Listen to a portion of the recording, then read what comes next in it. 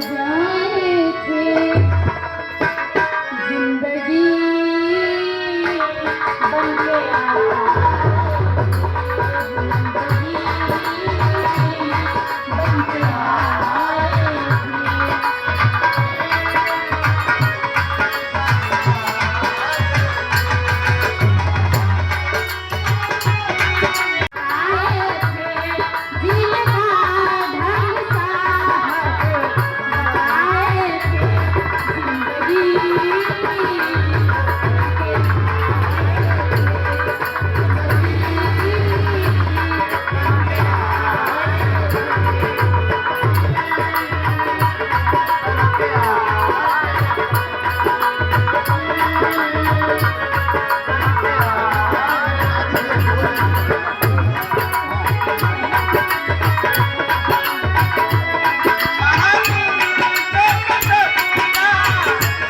व्यक्ति को जो चाहे जैसे आए, आराम से आए तो आराम से लाओ, नहीं आए तो बांध के लाओ।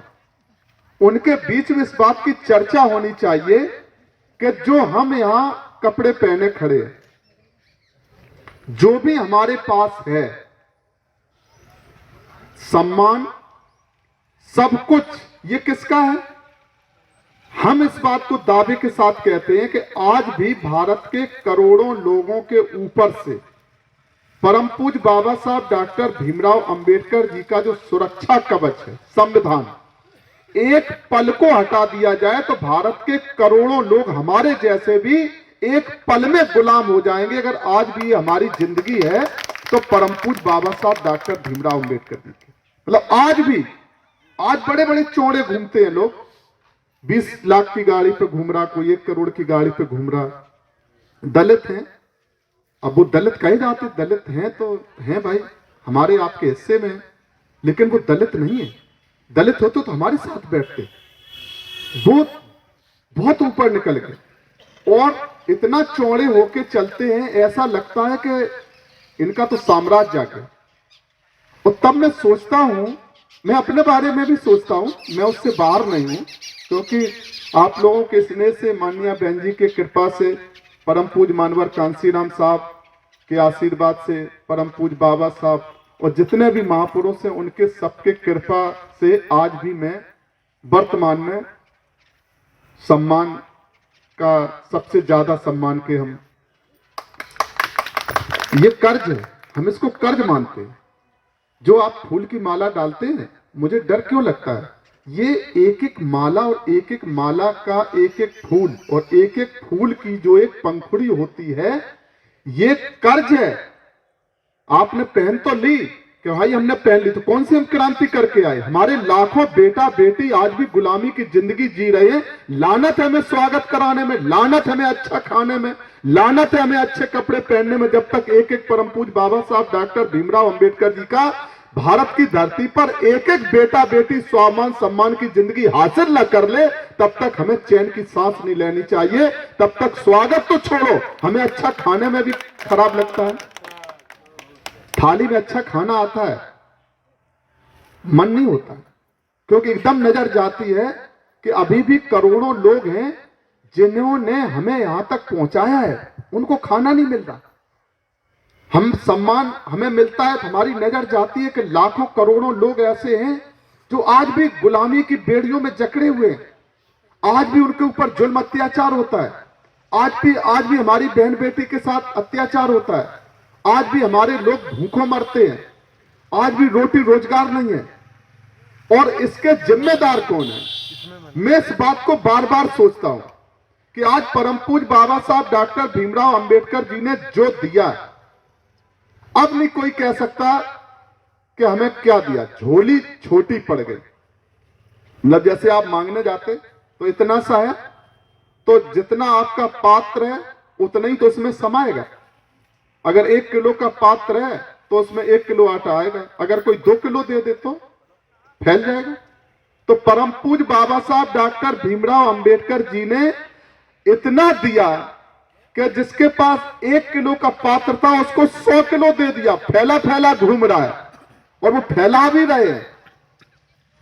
और इस बात को दावे के साथ कहना चाहते हैं कि परम पूज्य बाबा साहब डॉक्टर भीमराव अंबेडकर जी के त्याग और बलिदान की बदौलत भारत के करोड़ों लोगों को जो मिला है, परम पूज्य मानवर कांसीराम साहब जी के त्याग और बलिदान की बदौलत भारत के करोड़ों लोगों को जो मिला है, परम सम्माननीय बहन कुमारी मायावती जी के त्याग और बलिदान की बदौलत भारत के करोड़ों लोगों को जो मिला है, अगर ये सब ईमानदारी से एकजुट होके, ईमानदारी से, जो परम पूज्य बाबा साहब डॉक्टर भीमराव अंबेडकर जी ने जितने प्रतिशत इनसे मांगा था, बाकी का ये सब ले लें, जितने प्रतिशत मांगा था, अगर वो उतने प्रतिशत देकर संघर्ष में शामिल हो जाएं, तो देश के प्रधानमंत्री की गद्दी पर परम पूज्य बाबा साहब डॉक्टर भीमराव अंबेडकर जी के अनुयायी का कब्जा होगा।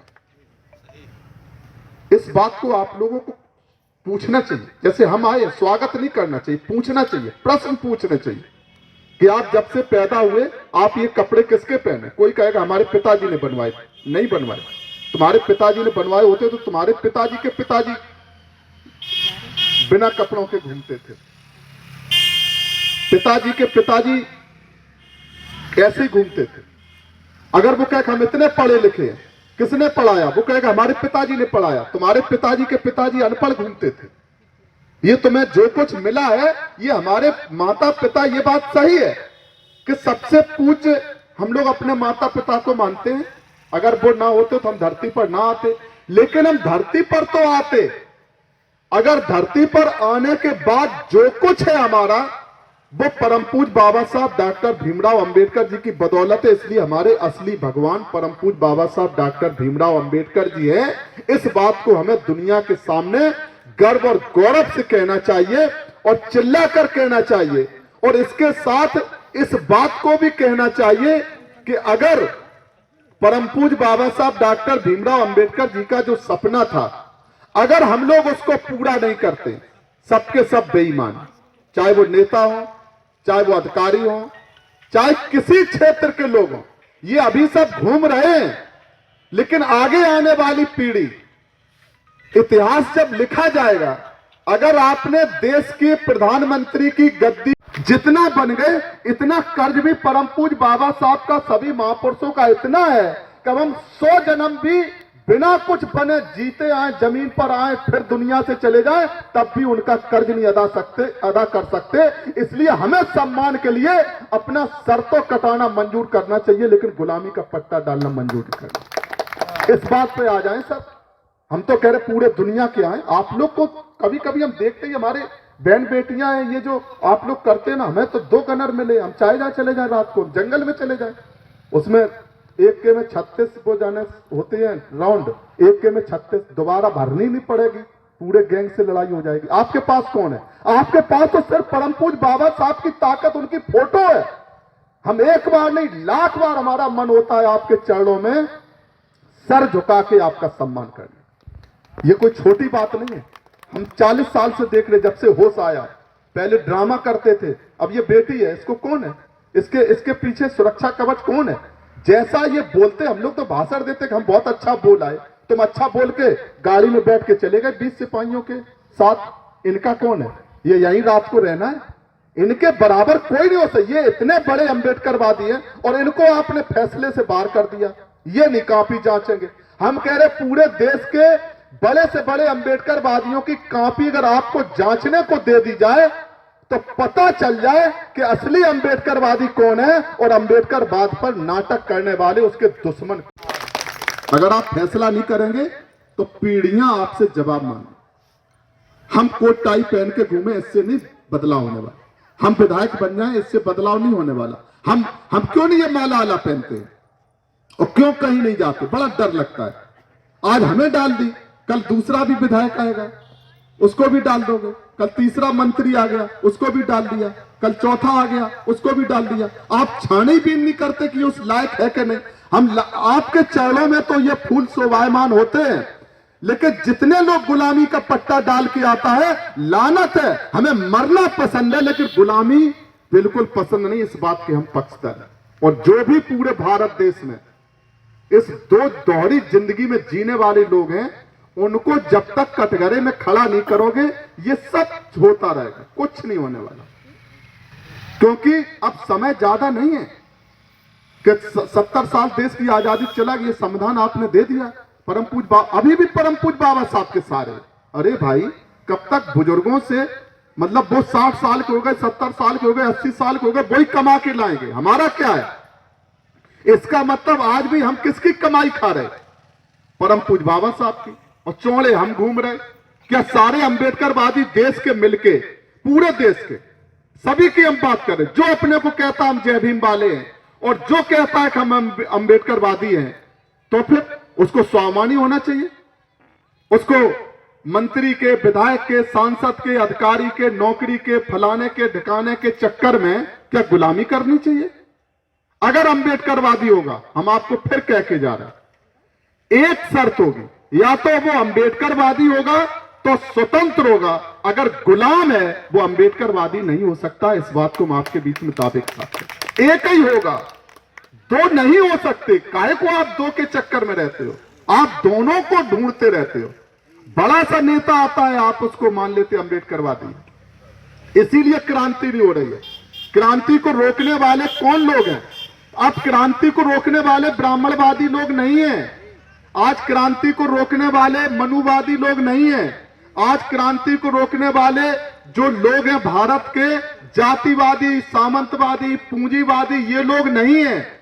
आज भारत देश में जो क्रांति नहीं हो रही, उसको रोकने वाले यही तथाकथित अंबेडकरवादी हैं, जो दोहरी जिंदगी को जी रहे। आपके बीच में तो अंबेडकरवादी बनते हैं और जैसे ही आपके यहां से चले जाते हैं तो वो उन्हीं जातिवादियों के यहां सर रखकर नाक रगड़ते हैं, छोटी छोटी नौकरी के लिए, छोटे छोटे पद के लिए। और आप लोग उनका कई मंचों पर हम इसीलिए नहीं जाते, हमें डर लगता, सामाजिक मंच पर जाएंगे। यहां भी हमारी जो बहन जी है, इन्होंने कहा, तो हमने इनसे कहा कि एक तो ताला लगा दिया, जहां जिंदगी है वहां ताला लगा दिया। आप लोग जानते हो कि नहीं? राजनीति जिंदगी है और सामाजिक और धार्मिक आंदोलन वाले लोगों ने जिंदगी पर लॉक कर दिया कि राजनीति की बात नहीं होगी। फिर काहे की होगी? मरना रह गया, मौत है। भाई एक जिंदगी है, जिंदगी कहां है? देश की राजनीतिक सत्ता ही जिंदगी है। और जब आप राजनीति को लॉक कर देंगे फिर तो मरना बचा है। तो क्या अंबेडकरवाद मरने के लिए है? अंबेडकरवाद जिंदगी है। और जिंदगी कहां है? जब आप इस मंदिर को छोड़ते हैं तो असली मंदिर कहां है? असली मंदिर देश की संसद है। संविधान कहां लिखा गया? संसद के अंदर। संविधान कहां बचेगा? संसद के अंदर। संविधान कहां बदला जाता है? संसद और विधानसभा में। आप 1 करोड़ लोग यहां इकट्ठे हो जाओ, हम कह रहे जितने लोग बैठे हैं ये कोई कम नहीं बैठे, क्योंकि इतने लोग तो, हम तो विधान परिषद में अकेले हैं। शायद आप लोग वीडियो सुनते होंगे, न सुनाओ सुनना। विधान परिषद और विधानसभा में बहुजन समाज पार्टी का एक एमएलए, और विधान परिषद में भी हम बहुजन समाज पार्टी के अकेले एमएलसी है। बाकी के आप बता दो, बाकी का एक बता दो उसने ये इस बात को बोला है?